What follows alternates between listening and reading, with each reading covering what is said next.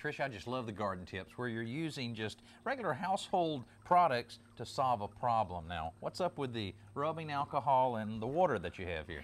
Well, this week I have a great tip for you to kill some of these creepy crawlies that infest our houseplants, such as aphids and mealybug and whitefly and red spider mite. Okay. All we're going to do is take a half a cup of rubbing alcohol and add it to approximately a quart of water. Okay, all right. Now, once you do that, you want to spray it in a spray bottle, put it in a spray bottle.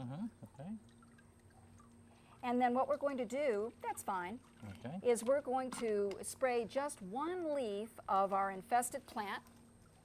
And the reason we do that is we have to test to see if it can handle this solution.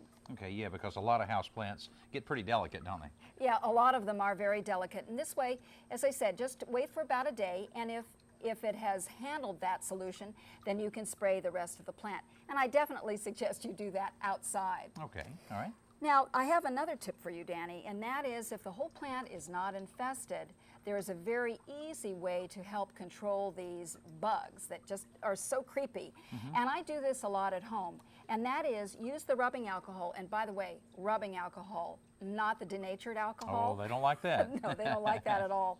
And then what you do is literally topically apply the straight rubbing alcohol to these bugs, and it will knock them dead.